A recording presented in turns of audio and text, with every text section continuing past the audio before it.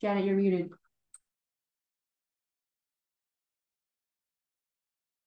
Hello, hello. Can you hear me? Awesome. Thank you so much, Vivian, and thank you for having me. And thank you everyone for coming to my talk as well. Those of you that are coming from out of the US or like not within the LA time zone, thank you for making the time. And if you're coming to this talk, I would guess that you're either a student that is currently in school and wanting to maybe take charge of your curriculum a little bit more, or maybe you're already a working professional and you're looking for ways to continue learning and be a little more intentional about that. So when I was approached by Asians Animation to give this talk, I actually found it as an opportunity for myself too to compile all the tips and tricks that I've learned all the way from my schooling in art school to transitioning to my first professional job and how like just the tips that have carried me through the entire way. And before I go any further, I'm just going to introduce myself. So nice to meet you. My name is Janet, and I'm a Viz Dev artist, illustrator, and concept designer based in Los Angeles. And I am currently an artist at Night School Studio, which is a indie game studio that's been acquired by Netflix Games. And we're currently working on an unannounced game. Um, and I love to create designs with specifically a focus on narrative, and you will see a little bit of that in some of my work summary. And before I touch on what I've worked on, though, I'd love to just give you a little spiel about myself. Um, Music is actually where I started. A little fact about me, I did not start in visual arts. Um, all the way up until like 2017, 2018-ish, I was actually pursuing a career in classical piano. I went to a performance arts school. We were locked in cubicles 5 hours a day practicing. And that is, you see this crying girl in the stock image, that was me every day. And I was truly getting so tired of like not being in a collaborative environment and chasing an artistic dream alone that I decided at the end of 2017 I would switch gears into visual arts.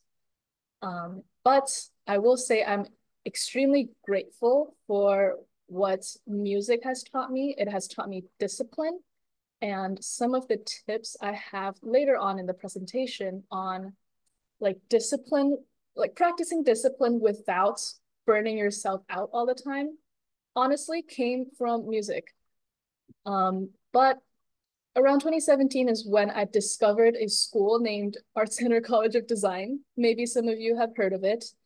They are very well known for their entertainment design track, or specifically concept artists at the time.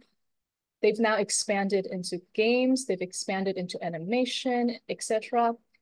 But when I found them, I actually went to a summer intensive there where I then learned all about what concept art is. I never even heard of the fact that, oh, you could like make designs and make art for films, for games. I remember the first art book being Horizon Zero Dawn, the art book. That was the first art book I've ever acquired. And for some reason, it seemed obvious that, you know, there would be artists working on something so imaginative as that. And I didn't know that that was like a career path I could go towards. So from that point on, I then watched so many Pixar films. I then looked like went down a rabbit hole in games and just really wanted to create artwork for something that's impactful and narrative driven. And since then, I've had the honor of working on firstly Leo, which is an animated feature that came out last Thanksgiving. I was one of the first VizDev artists brought on to make extremely blue sky paintings. I was given the script and there were no visuals at the time. The art team wasn't on yet. They haven't been formed. And as a freelance biz dev artist, my responsibility was to give them an extreme first look that would like give the directors a sense of, okay, this is a yes or this is a no. And that was truly a fantastic opportunity for me. I then contributed concept art and final asset art for Oxenfree 2 Lost Signals, which is the sequel to the game Oxenfree 1. And to this day, I am still working for the studio that made this game. I also then assisted in art direction and general look dev for an educational effort called the Exoplaneteers that NASA spearheaded. It is meant to educate the general public on what exoplanet exploration is. And my task was to basically make that look fun and look colorful and draw in the kids. And I also have the honor of touching on some editorial work for LA Times. And in my off time, I love to do like traditional artwork and I love to play with color and I love to do art shows. I've showed with Chunky, a gallery in Chinatown, LA, and I've also shown with Gallery Nucleus. And I also did my first solo show at a cafe where I just get to meet the locals and sort of like talk with local artists as well. So all that aside, I do want to acknowledge, yep, this is a lot of different types of things. And I think you maybe can get the sense that I love to try different things. I love to be a jack of all trades. I've always been told in some of my schooling that you must be a specialist in one field or in one skill. And while I find that that is true to some extent, I also want to offer an alternative. We're all artists here. We are all here because we're passionate and because we find everything interesting and we are here to like see the joy in the world. So I think that bringing out that unique aspect in yourself and sort of leaning in on the multiple skill sets that you might have is also an alternative route you could go. And so a little bit on the table of contents for this talk. I'd love to touch on things that require zero talent. These are some things that are seemingly very subtle and very obvious, but are specific things I've nailed down that absolutely carried me in school and into the workplace. They are things you can start doing today. And I can very much guarantee that if you consistently practice them, they will make you stand out in both school and in the workplace. And the meat of the talk, which is building your curriculum, I would love to show you the basics of how I like to approach building my own curriculums and how I approach that with intention so that maybe we're not just, I like to call it floating through school, which I know could sound harsh, but when we're in school, you know, our first priority is to just survive and get homework done. And oftentimes we can maybe overlook the intention of the curriculum that is given to us. And then thirdly, I'd love to touch on some small tips on how to avoid burnouts, especially when practicing discipline as an artist. And I will also give some additional resources online that could help supplement your journey. So first things first, some things that require zero talent. And I say that, and they may seem obvious, but I promise you, I've screwed them up so many times, and that is how I've nailed them down today. So the very first thing, always be on time. I am so embarrassed to say this, but I can't count how many times I was late in school. And when you're in school, you'll be reprimanded, right, for being late. And you might get a little knock on your grade, or you might get a little warning.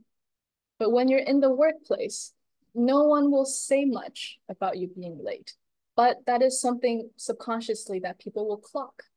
And you think being on time is easy, and it is. Most people think that being on time is easy. So it can be noticeable if you are like 10 minutes late as opposed to your peer, or maybe as opposed to other people that are 10 minutes early. And always be conscious of your body language as well. And that is something I'm practicing right now too. What are you communicating with your body language? Are you showing that you're anxious and low confidence? Because that could carry weight into your work. It could imply to people subconsciously that maybe you don't believe in your work yet. And so when presenting work, slow down a little bit, breathe, and show that you have a relaxed confidence about you. And I'm showing you a picture here of myself in school doing the exact opposite. I was late. I was often falling asleep, slouched, and that got me nowhere, truly. And as soon as I started practicing these tips, I saw such a huge change in the level of respect that other people will give you as well. And some tips for how to practice this in the workplace: always account for travel time in your schedules.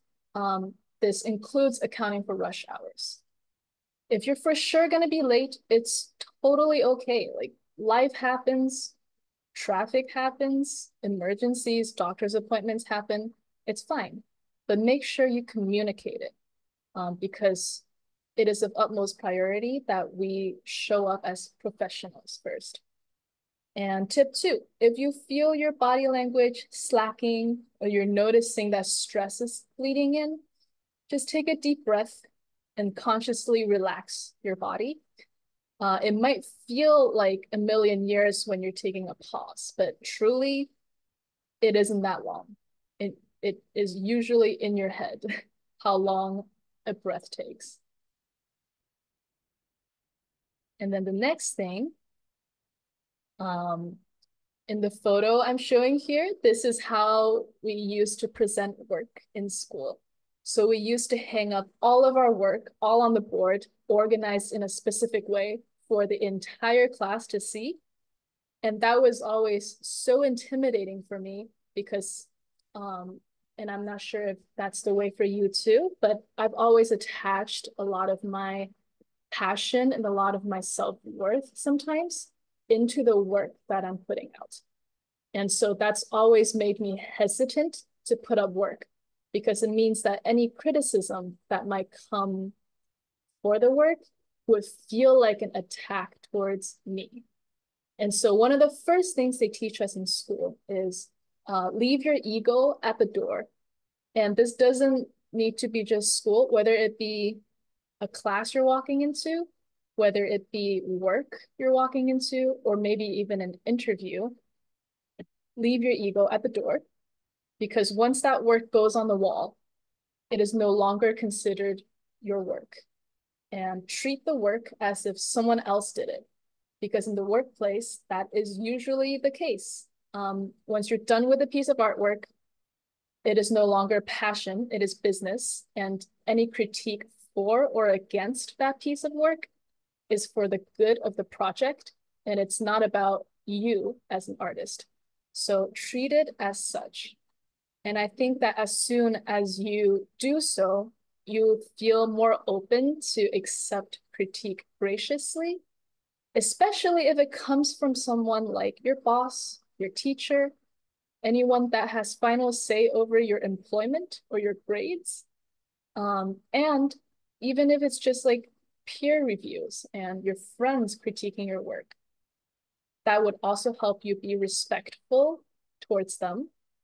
And if you disagree with a critique, you can always ask questions, you can always clarify, and practice your communication skills. And the tip here I have for you is, if you ever feel any sense of defensiveness come up when critique comes your way, and that could show up as, well, actually, I did think of it this way. Or you could maybe be rushed to say, oh, I've actually already thought of that. Or any general defensiveness, I'd encourage you to pause real quick and consider if it's actually productive to say that out loud. even if what you say is right, receiving critique isn't about being right.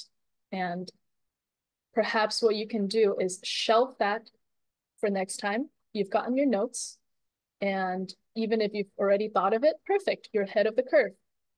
Just apply the notes and show that you can be a collaborative professional. Okay, so I don't know about you, but growing up, being a hard worker was always a virtue that I was praised for. So my mind was honestly blown when I came into school and I heard from one of my teachers, working hard is not hard. Anyone can work hard. And I remember feeling so defensive and going, what do you mean? I thought that being a hard worker makes you stand out. But working hard actually isn't hard because it only simply requires two things, and that is time and the physical ability to sit there and do the designated task. And so it's really easy to sort of fall into that mindset of if I just throw more time at it, if I just sit there and work at it longer, I will learn something or I will have a breakthrough. And it often ends with bashing my head against the wall on a problem that maybe doesn't even need solving, or it could end up with me noodling on a piece of work that doesn't need to be noodled anymore. So I would encourage you to ask questions like, when you're spending effort on something, is it strategic? Are you choosing exactly what you're spending your efforts on? Is it important? Is it necessary? Or is it superfluous? And because doing a repetitive, easy task, meaning working hard, versus working through something difficult, both could take the same amount of time, but one could have a much higher reward. Um, and the tip for this when you're in the workplace as well is you are responsible for your own schedule and energy management when you're working professionally. And the company will not usually reward supposed hard work, or if you stay overtime, there is no guarantee that you would be rewarded psychologically. And the results and your ability to bring new solutions to the table, though, will be rewarded. And I think that working through something difficult and providing your solutions for that, as opposed to just banging your head against the wall, is a much more effective use of your time.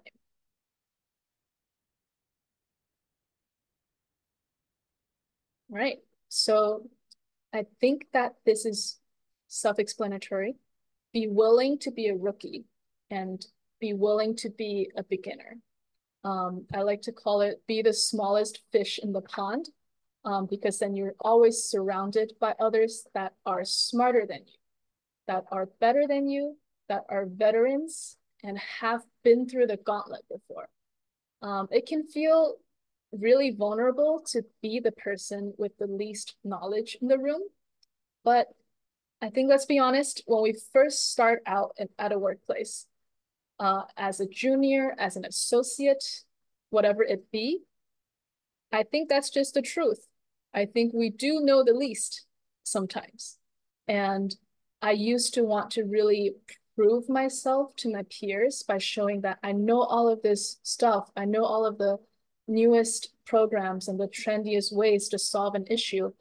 But actually, like, just settle down a little bit and position yourself to be the rookie in the group and like identify peers and mentors that you really look up to and sort of question yourself why you look up to them and what are the traits you'd like to embody that they have, and ask them for help. Because if you are hyper independent in the workplace, if you don't ask for help, then you won't learn as much. And the tips I'd love to give here are, well, firstly, learning how to keep up in this industry is part of the game.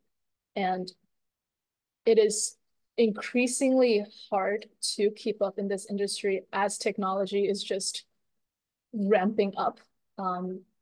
So glean advice from veterans around you on how to stay sharp because they've, like I mentioned, been through the gauntlet.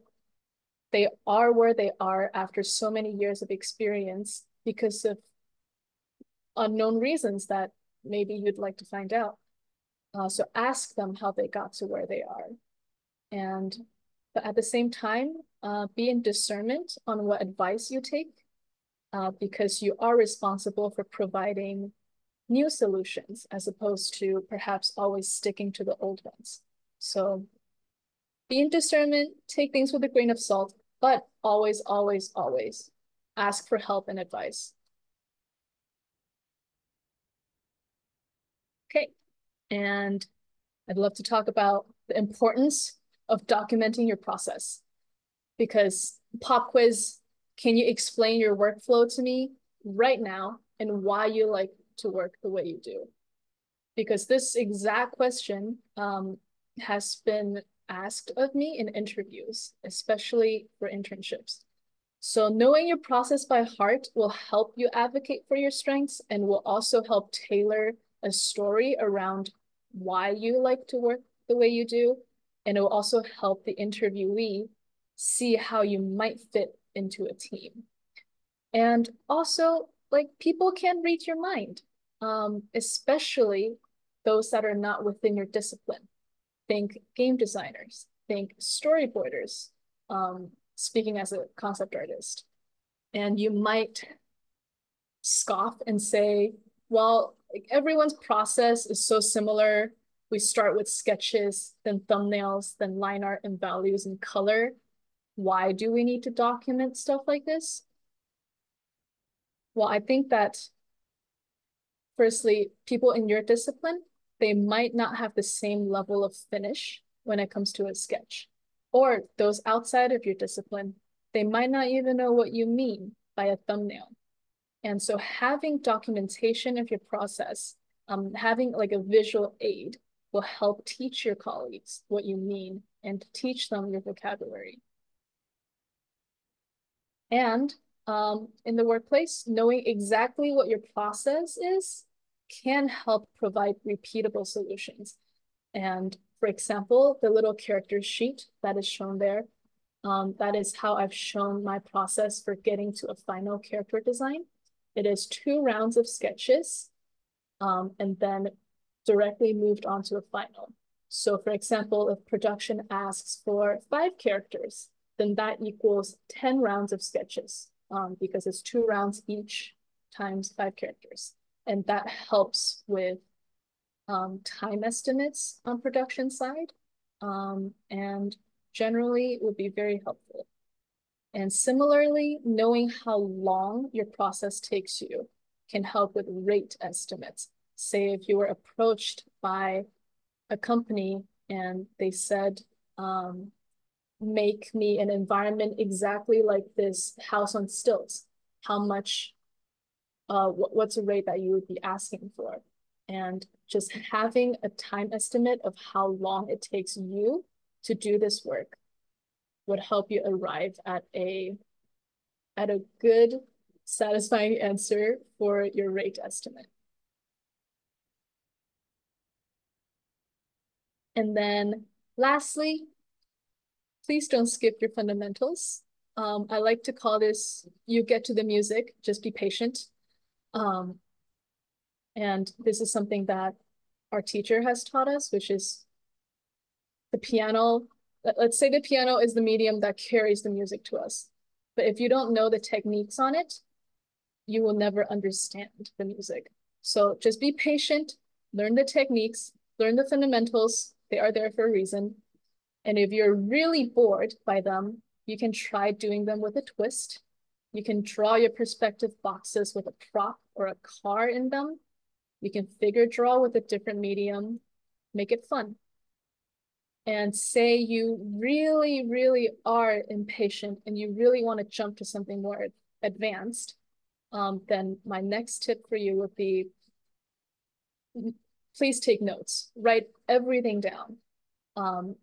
And this is something our teachers have taught us too. You understand the notes a decade down the line.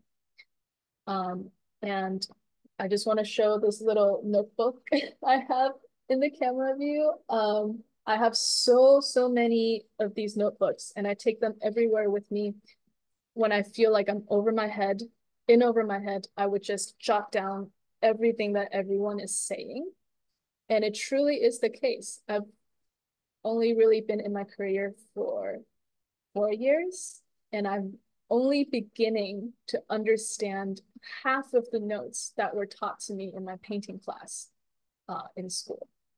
So having this library of knowledge will be so helpful down the line. All right, let's get into the meat of things. Let's start building your own curriculum. And remember that always take in advice as you see fit and with a grain of salt. Even my advice right now. This is just my system. This is what's worked for me.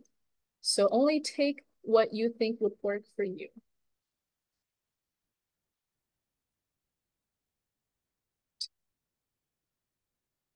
So when you think of things you want to learn, things can sometimes get a little like overwhelming. And this is just what I can think of in 15 minutes when it comes to concept art. There's so much out there, so many skills you want to learn, like vehicle design, rendering, storytelling, line work, like analog 2D, color, stylization. It's so much. And on top of that, there's soft skills like respect, negotiation, like time management, communication. There's just a lot. And I would love to show you a way that that I like to organize these thoughts and just narrow things down to what you actually really would want to learn. Okay, step one, identify where you are. And I would encourage you to be brutally honest with yourself. This is the step where you identify your strengths and weaknesses as of right now. So we've got the same splattering of examples on the right. Let's identify what you're good at and what you might not be good at yet. And my tip here is to do so by selecting 8 to 10 pieces that you already have that you would use if I were to ask you to make a portfolio on the spot right now. This does two things. It will force you to pick pieces that really resonate with you. And the 8 to 10, which I know is a larger number, will ensure that out of those 10 pieces, you will probably have 3 that are weaker. And those will help you identify your weaknesses. And tip 2, it is so paramount here that you ask for help, especially from a trusted mentor, from a trusted teacher, and your friends whose feedback you trust. I'm going to sound like a broken record this entire presentation, but asking for help and having those second or third opinions is so important in every step of the way. So here I identify just loosely, I'm good at 2D digital art, color, and stylization. I'm not as good at character design, traditional 2D, and sketching. And just keep in mind the things you've chosen here because we will use it in the next step. And the next step is identify where you'd like to be. So this is I like to think of your goals being in that little gap between where you are and where you'd like to be. And, oh, oops. Okay, and here are the things that I've chosen from before. I would love for you to ask yourself, are you looking to build upon your strengths or are you looking to address some of your weaknesses? Taking those that I've picked out before, if you are if you are looking to build upon your strengths, maybe pick two of what you're already good at and one thing that you're not great at. And that would help ease you into something that you're not great at yet.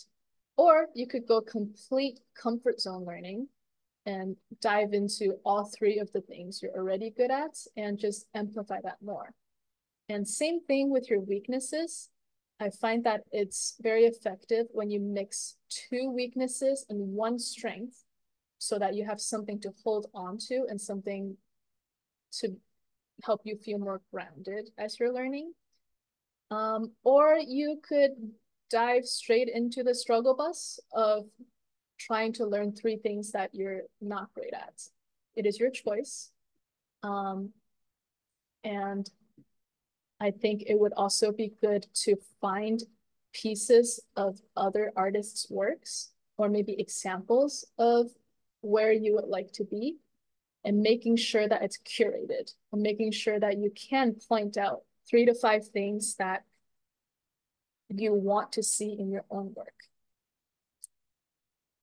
Okay, hang in there. Step 3 is something I like to call the who, what, when, where, why. And I'll explain. So when we think of setting a goal, we usually think of the what and the when. The what is usually like a quantifiable deliverable, for example, like 5 character portraits. And then the when is your deadline. So 5 character portraits in 3 months' time. And a lot of the times people stop here, but we will not. We will go a little further. We're going to dive into the how. This is what you've already identified in the previous step. So these are the fundamentals and hard skills you're going to pick up as you achieve this goal. So when it comes to character portraits, it might be character design, like analog 2D or rendering, and also identifying the who and the where. These are your potential mentors, your peers, or maybe a class that you're going to take to get your deliverables done. For example, you might attend like a live figure painting workshop once a week to get your character portraits done. But lastly, though, I would really, really want to highlight the why.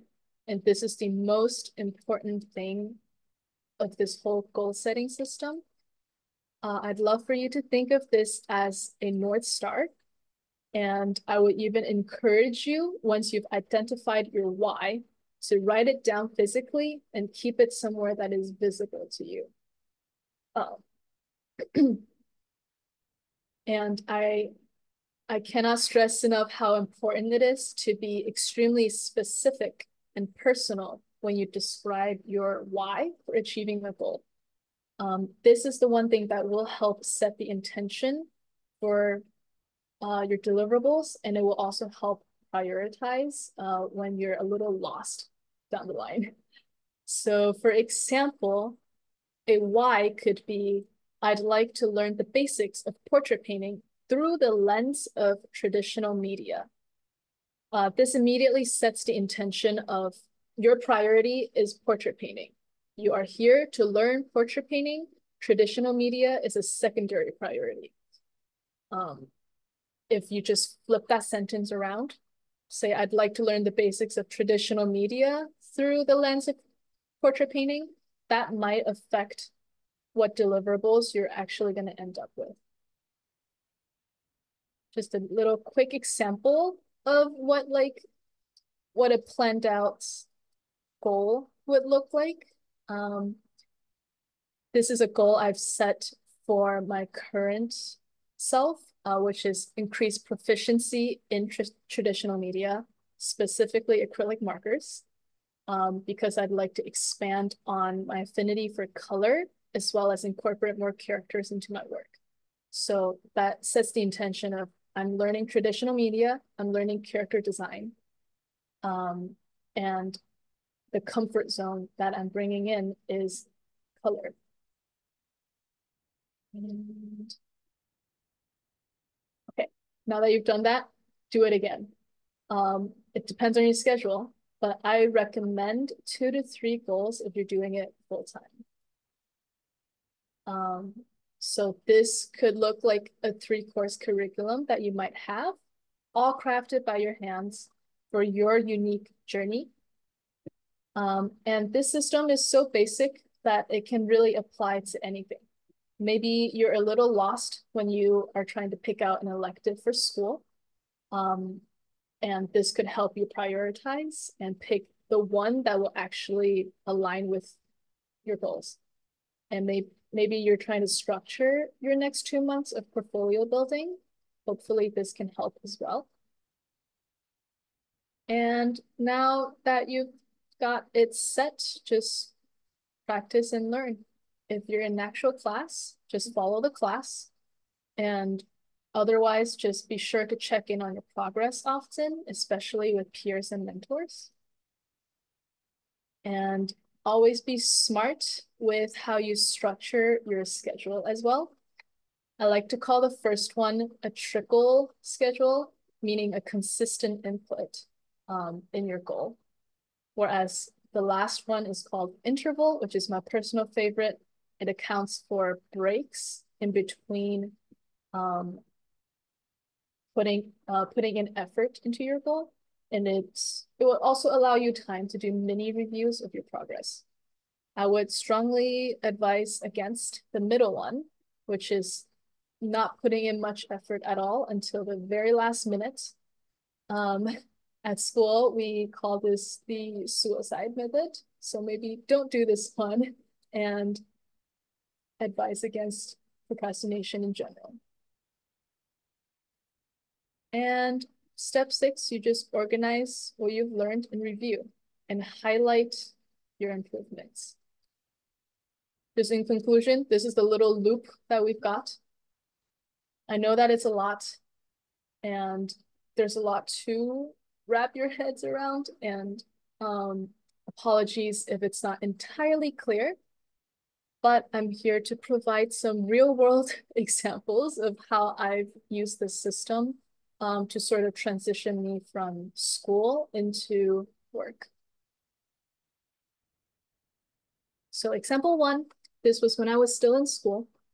The top column was where I was back in 2018. I did not know how to use color. I could barely do perspective, and those were the thumbnails that I had. And I then picked out specific paintings from an artist named Zach Retz that showcased where I would want to be, and identifying the traits, which are proficiency in color and the ability to make effortless speed paintings with efficient brushwork. After identifying those, building your little goal setting thing. And so in this case, what I've identified are speed painting. Oh, oops. Apologies. Are speed painting, color, and 2D digital. And notice that it is a mix of 2 things I'm not good at and 1 thing that I am good at. And my goal was to have 30 digital speed paintings, and they are either photo studies or movie studies with my own flair. And I've given myself 3 months, meaning 10 paintings in a month. And I had a friend keep me accountable through it all. And this is what I ended up with. This is 20 of those speed paintings. And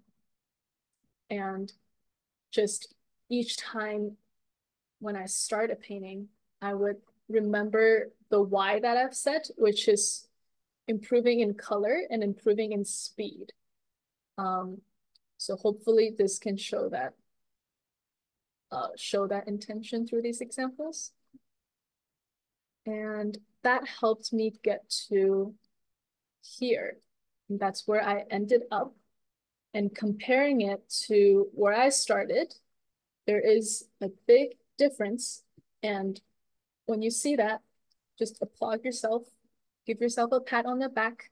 And also the tip here is to be comfortable with your improved skill. because a year before I made these paintings, I would not have called myself an environment designer or even a color artist. But by the end of that year, I did. And color became something that I'm very good at. And don't be afraid to advocate for that strength when you've earned a strength. And ultimately, these were the paintings that landed me my VizDev gig at Netflix for Leo. They specifically were looking for an artist that was good with color and could paint very quickly because they wanted paintings to be churned out fairly quickly at this stage. And so this is some of the work that I've done for that project. And moving forward, once I feel like I've gotten a good grasp on color, I was like, all right, I can paint, I can do individual paintings, but I don't necessarily have a portfolio that shows I can story tell. And so setting a new goalpost where I was back in 2020 was when I have first finished off on the animated project. I then looked a little forward, and one of my peers, actually, one of my good friends, Erin, she's got a killer portfolio that showcases in like such incredible world building and storytelling. And so I picked works of hers that are extremely specific to what I wanted to see in my work. And again, just be intentional with your goal setting, write down your who, what, where, when, who, what, when, where, whys. And specifically, my why this time is to have an increased understanding of how to design characters and environments according to a cohesive narrative. And I was hoping that that could be showcased in a 10-page VizDev portfolio. So that was my concrete deliverable. And this is where I ended up.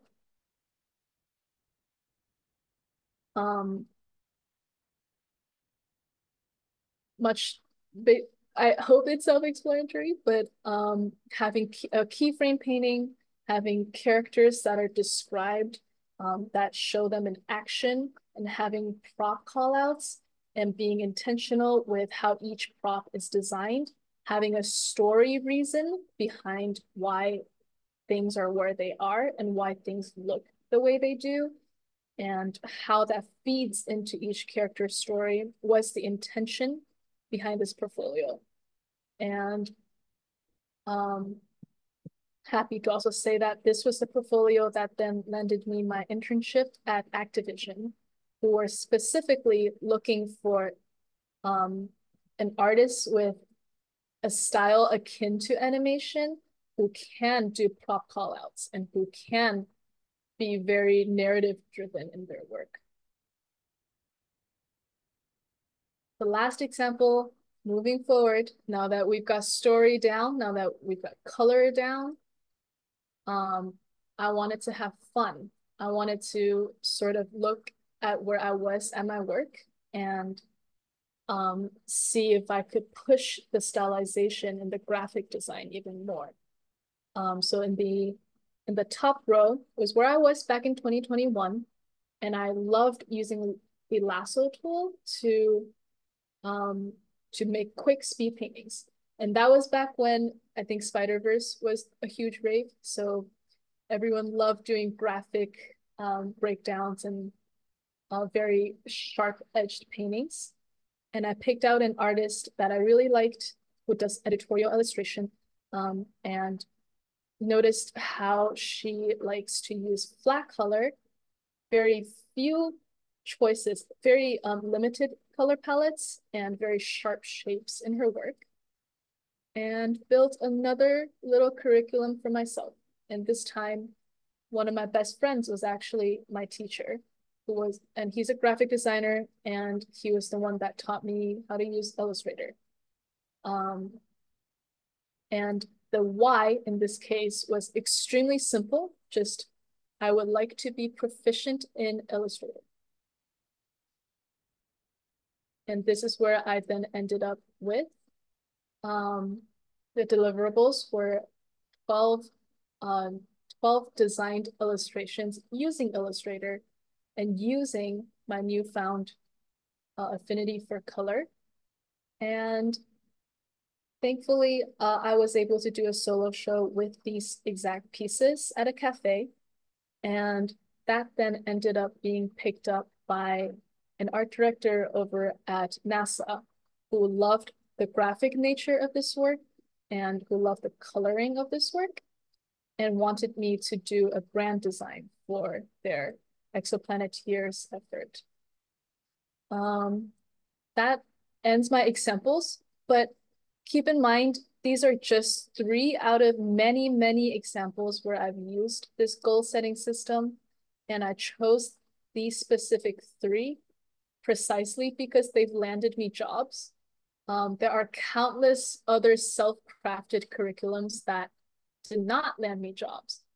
But because I checked in with myself before I started on a goal and was extremely intentional and specific with why I'm starting on those goals, it always helps me be proud of the outcome. It is not about landing a job. It is not about like making another portfolio piece. It is truly about if you like the work that you've put out and if it aligns with your taste in your life, because at the end of the day, that will help you advocate for your strengths. All right, and some little tips to practice discipline without burnout. Please always prioritize your well-being. A happy artist is a good artist. So some of the things that I honestly still need to practice on are like sleep. Please prioritize sleep. It is not glamorous and it's not cool to be the one that pulled an all-nighter for hard work. Please, please let your brain recover. Um, take a walk outside. Not all of us maybe have access to gyms. Not all of us have like the luxury of time to do a workout maybe, but a 15-20 minute walk outside is usually enough to sort of settle your body down. I like to call this be a lizard, which means getting your 15 minutes of direct sunlight outside. Please go stand outside in the mornings and just soak in the vitamin D for 15 minutes. There are scientific studies behind why it's good to let direct sunlight hit you. I'm not a scientist. I won't go into that, but um, I can attest to how much it's helped. And then please eat balanced meals. Hot Cheetos is not lunch. And that is as much a reminder for myself as it is advice for everyone else. I went through school eating a bag of Cheetos and a Monster a day, and that wrecked my health when I was like even before I entered the workforce. And it took me 2 years to really bring my body back to a healthy spot and to eat balanced meals and try to figure out what makes your body feel good. But you know what? If Cheetos is all you have, better than nothing. And I can't stress how important it is to be bored. Boredom is so important, um, especially in this day and age when stimulation is all around us. It can show up as meditation, a nap, breath work, but I think the most effective way sometimes is just stare at nothing for 15 minutes. I like to think of our minds like a snow globe. If you just stare at nothing for 15 minutes, it will help it settle down. It will hopefully help calm your nervous system down as well. And always remember that you're responsible for cultivating your own joy. I think that one of the things that lead to burnout really quickly is usually just losing that spark and that love for art. Unfortunately, that is something we are responsible for maintaining. And some of the tips I have here that may not work for you, but has worked very well for me are if you've reached a point in your workflow and in your process that you feel extremely excited, stop, especially if it's gotten late. Stop there and let that excitement carry you into the next day, because it is always best to start off a day excited than to like end a day on the tail end of your excitement. And switch things up. There are so many mediums, so many subjects, try them all. And try to experience the world like an alien. Really tune into your five senses. What do you smell, taste, see, touch, and hear? And how can that translate into your work? And again, go back to the previous page. Please just take care of yourself. Be mindful of prioritizing your well-being. Some additional resources that you can find online. I believe that this deck will be sent out to you guys after the talk. I've linked out some of the resources here. And when it comes to finding mentors, find opportunities to be a TA in school. Get close to your teachers. They will be the first mentors you have in your professional journey. And if you're working, reach out to coworkers you admire. Make sure you set up those one-on-ones, and reach out to artists that you admire. Be careful and be respectful, though, of their time. You are not entitled to their response, although most of the time they will respond and they will be more than happy to help. And something that I've not tried yet, but my friends are mentors for, is Concept Art Association. And I believe that when you become a member, you have you will have access to mentorships and like private coachings as well. And it's important to find your people, find your community. If you're able to work together and hang out with your classmates and your coworkers, build that camaraderie with them. Join sketch meetups, figure drawing, painting workshops. And if there aren't any around you where you are locally, maybe gather up some artist friends and start your own. Go to a cafe, go sketch together. It is always good to do this with friends. And I've linked out some resources here as well, like the Lightbox Expo that takes place annually, the drawing club that takes place at Gallery Nucleus, and some figure drawing workshops. And online art schools, if you are looking to pursue art by ways of being self-taught. There are so many out there. I've only linked out 8 of them. I believe if you dig deeper, you would be able to find more. And YouTube is always your friend. You can truly find anything online these days. And that's it. Thank you so much. And I'm always open to chat and answer any questions. You can shoot me an email, or you could send me a message on Instagram, or message me on LinkedIn even. And you can find more of my work at the link here. Yeah, thank you guys so much. And let's see if there are any questions. Yay! Thank you, Janet, for such a wonderfully curated and professional presentation. I feel like I learned a lot, and I saw this last week too. So, all such wonderful additions. Like I mentioned earlier, if you have any questions, please feel free to leave them in the chat, or if you'd like to say it directly to Janet, you can do that in a little bit. I will go through the ones that I've seen so far. Let me know if I missed any. But the first question that I saw was someone asked, do you recommend having a certain timeline for your goals?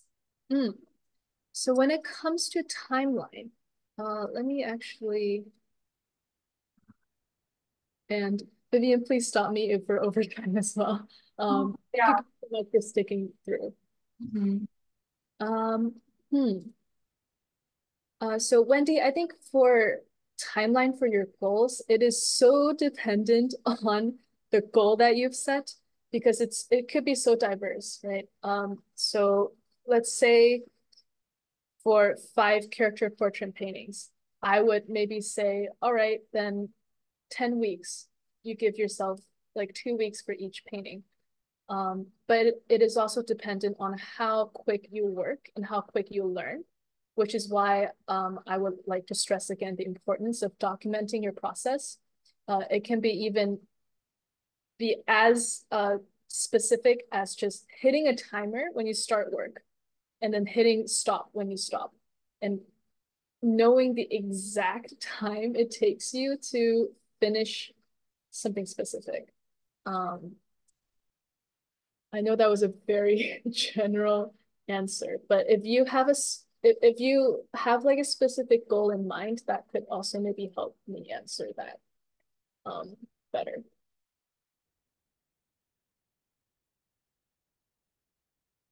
Yeah. Cool. Claudia asked, or Claudia said, like, I viewed about 100 mentorships, and I believe they're a building block for the fundamentals I need to learn. However, I am almost always turned away by the price. Are paid mentorships worth it, and do you recommend them? Hmm. Are paid mentorships worth it? I would say um I think that paid mentorships are worth it if it's a very specific artist that you look up to and that you already know will vibe well with you and have those specific 3 to 5 traits that you are looking to embody in your work. Because I think, yeah, when we look up mentorships these days, they are, of course, like by renowned artists in the industry, but that doesn't mean that how they work and the traits found in their work is something that resonates with you. Just because they are veterans, and just because they are perhaps even famous, might not necessarily mean that um, they're the teacher for you. So I would maybe even start with like a free mentorship. I think the Concept Art Association ones could be free or maybe very cheap. I could be wrong. Please correct me if I am. But starting there would be great. Or even reaching out to an artist you respect and seeing if they would be open to teaching you one on one or meeting up with you one on one once a week. It doesn't hurt to ask and always offer compensation as well. I hope that answers your question. Ooh. Next question. I think also from Claudia. She asked, have you pursued a master's degree for art? If not, would you consider it in the future? Oh, I should have mentioned this at the beginning. I'm so sorry. I don't have a degree for art. I was actually only in art school for a year and a half before I started working for Netflix. And I I think I'm so sorry. I should have mentioned. Um, and that is why I wanted to pitch this way of building your own curriculum because the way I chose my classes in school was very much not according to how school wanted me to. I chose my classes based on always checking in with myself like every few months on exactly the trajectory I would like to head in, and then just gunning for the classes I really wanted as opposed to what I was supposed to take. Um, and that really helped me actually land a job in the industry pretty early on. So I personally won't be pursuing a master's degree. And I've found that, at least in my experience, degrees haven't quite mattered for specifically concept artists because the first thing and usually the only thing that is looked at is your portfolio. So making sure that that is up to par and industry standard would be priority, I think. Nice. Everyone is so shocked. I'm yeah. Someone else also asked, do you have any general tips on how to stand out from other applicants in job opportunities? Hmm. Oh, let me think. Yeah, that's tough right now because the job market is so saturated. Mm, this might be a tip that you've already heard, but don't send in a general cover letter or don't send in a general resume that you send to just everyone. Really, really research that job that you want and maybe even reach out to the people that are related to that job. It could be the job manager or the hiring manager. It could be maybe like the art director or art lead on that job. Um, and scope out also a little bit what their work is like. And that could also tell you a little bit of specific things they're looking for, right? The same thing, identifying those traits in their work and how you can then market that in your own work. Um, but yeah, honestly, truly, it is very tough right now. I think it's just a very saturated market. But Yeah. And then I'm not seeing any more questions. Oh, hold on. Wendy said, it's okay. okay. Wendy asked, do you have any tips for staying motivated throughout a long period of just job searching? It can get very discouraging. Yeah, I'm so sorry. It can really get discouraging, and the silence from no response and ghosting can be deafening. Um, mm, I think staying motivated, yeah, of course, prioritize your well-being, but also I think it's an opportunity to sort of focus on something you like a project you really want to do. That might not be job centric, but it's something that you really want to do. Um, let me think. And that is, I know that that is like, given that you have the luxury of financial stability during the period of time when you're able to focus on a personal project. Um, Otherwise, yeah, please stay healthy. Please prioritize your health and like reach out to friends. Like just, I think that's really all one can do. Yeah. But take this as an opportunity to craft like a personal thing that you would be really proud of, I think. Yeah. I have one more question. This is just something that I wanted to ask you.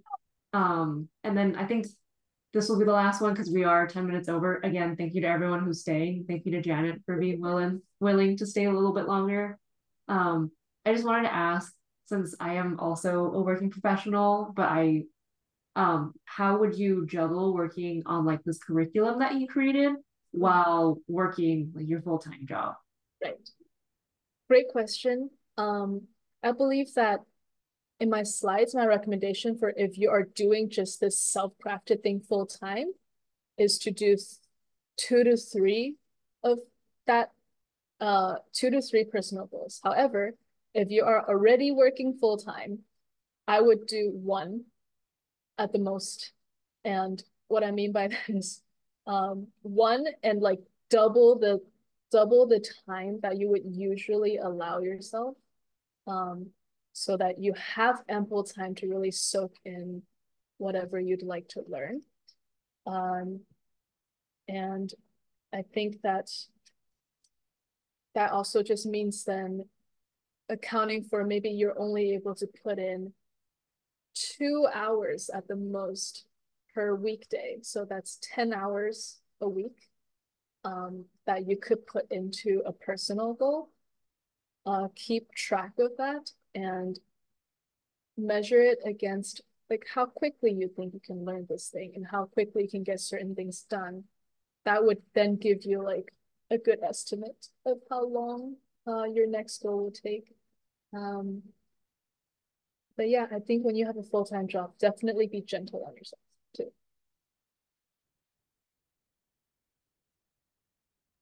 Hey. Thank you so much for the wonderful answers, and thank you to everyone in the audience for such wonderful questions. Um, yeah, I think that'll conclude our first Industry Corner event. Again, thank you so much to everyone for coming out. Thank you to Janet for putting together this wonderful presentation. It was incredibly informative, and I feel like we all learned so much. So, yeah, the recording for this. Oh, oh wait, go ahead, Janet. What were you saying? Oh, I just want to say a final thank you and thank you for staying over. Thanks for having me. Yes. The recording for this should go up on our YouTube. Janet will also be sharing her slides, so look out for that on the AIA Discord. Yeah. Thank you so much, everyone, and have a wonderful day, evening, wherever you are. Thank you for coming out. Bye bye.